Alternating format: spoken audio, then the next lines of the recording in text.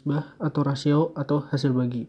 Nah, uji nisbah atau rasio atau hasil bagi kita recall kembali bahwa jika limit n mendekati tak hingga, nah karena dia menggunakan rasio, kita lihat di sini ada an plus 1 per an. Nah, jika nanti hasilnya adalah kurang dari 1, maka dia dikatakan adalah konvergen.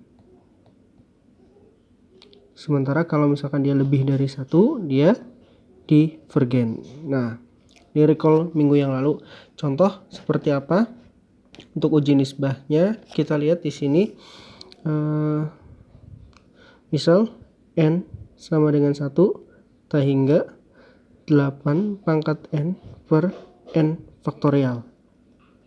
Nah, kita bisa lihat di sini limit n mendekati tak hingga an plus 1 per n.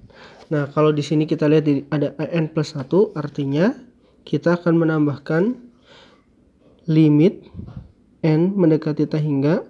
Nah, 8, sesuatu yang mengandung n, variabel n, dia akan ditambahkan plus 1. 8n plus 1 pun ini juga n plus 1 faktorial. Nah, ini baru an plus 1 per an. Nah, per an berarti ini an-nya. Kan? Ini an adalah soalnya. Jadi kita tinggal tulis.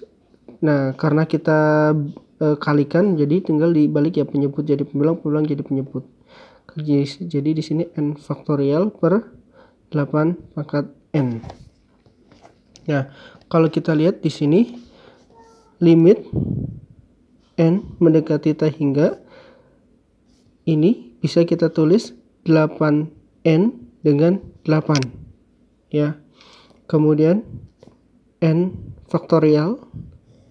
Nah, n plus 1 faktorial ini kita bisa tuliskan sebagai n plus 1. Nah, kalau faktorial ingat ya, kalau misalkan 5 faktorial sama dengan 5 kali 4 faktorial seperti ini. Nah, ini juga tinggal dikurangi 1, 6 plus n plus 1. Nah, yang baris berikutnya berarti n faktorial. Nah, jadi kita bisa lihat di sini terakhir ada 8 pangkat n.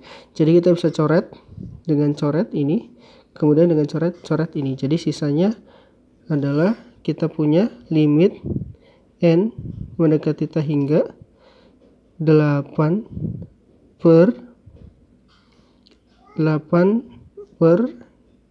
n plus 1. Nah, kalau misalkan kita lihat di sini 8 per n plus 1, kalau kita masukkan nilai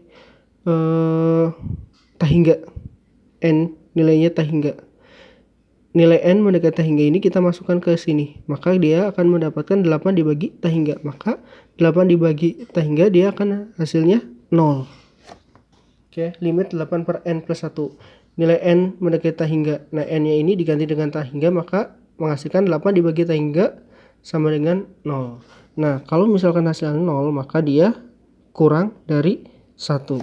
Kita lihat di sini, kalau misalkan dia kurang dari 1, artinya bahwa dia sifatnya adalah konvergen.